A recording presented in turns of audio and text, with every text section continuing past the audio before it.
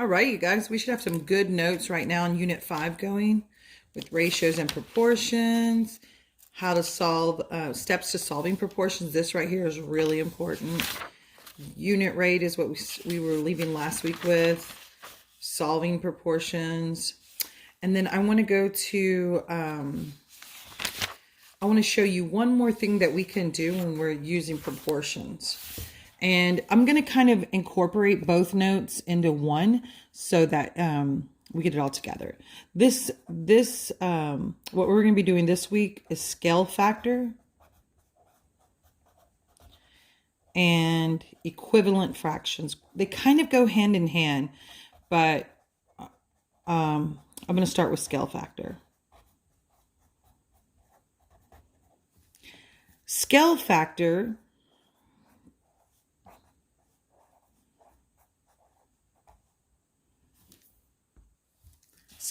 the definition for scale factor is the ratio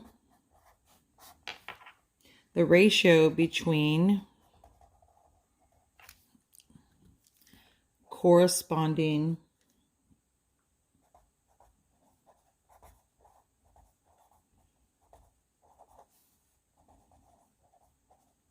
measurements. I know that sounds like a lot of fancy stuff. It's the ratio between corresponding measurements. And all scale factor is you're going to see. Scale factor is like if you use your phone and you zoom in and out, that becomes the scale factor to how you want your picture to look. A scale factor is going from like, this is, let's just say this is the original right here. And then if I do the original, and then it gets bigger.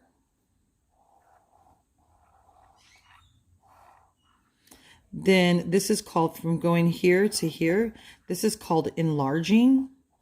Oh, my L kind of got hidden. Enlarging, and that means I'm multiplying.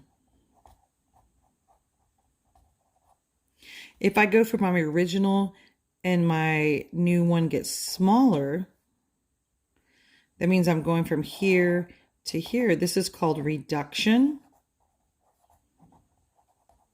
And that means I'm dividing, or essentially multiplying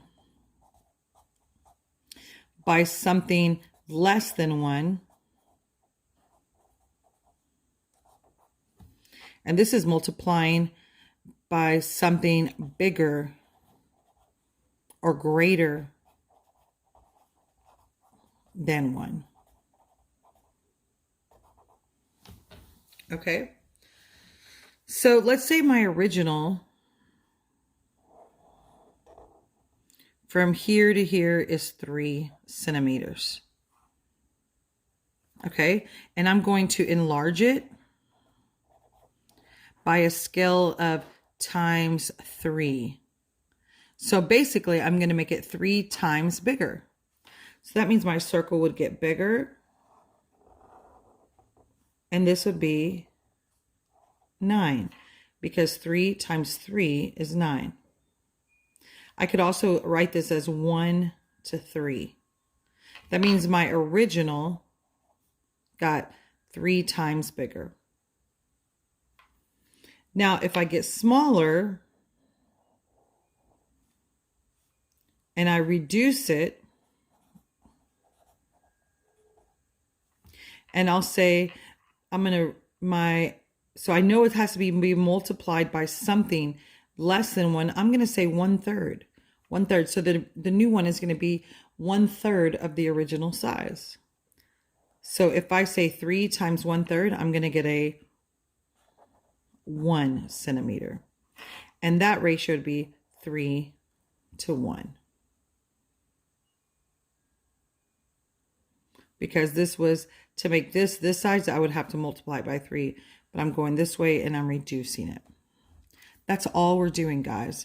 And if I have, let's say, some kind of triangle like this, I could try both sides. If this was 5, and then my new triangle was 10, And this side, oh, sorry. That means I'm getting larger. I'm enlarging it. So my scale factor is 2, and this was 14.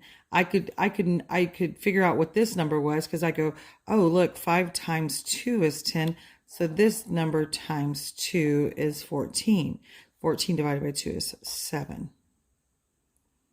That is my scale factor. It's pretty simple. And all it is basically the formula for finding scale factor, I'm going to tell you is, like, let's pretend I didn't know what the scale factor is, because let me start on a new page. You're going to have things that aren't as easy as those math facts. You're going to have something like,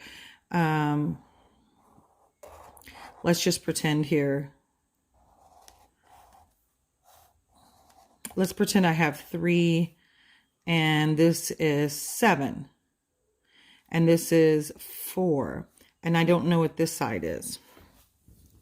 Well, how do I figure this out? If this is my original, so this is my old one, this is my original, and this is my new one, the easiest way to figure out what your scale factor is you put the new side over the old. The new over old. So I would say this is my new side here is 7, and it has to be the same side. It has to be the same side. So my old one is 1/3. There's my scale factor is 7/3. So for me to find out what this one is, I could say, oh, here's my scale factor.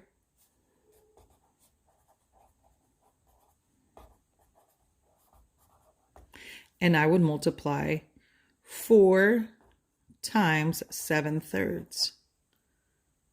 So I would say 4 over 1, that's 28/3. That goes in there 9 times with 1 left over.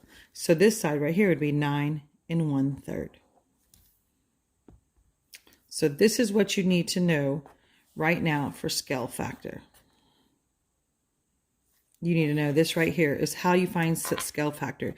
You put the new shape or measurement over the old, but they have to be the same side. They have to be the same side.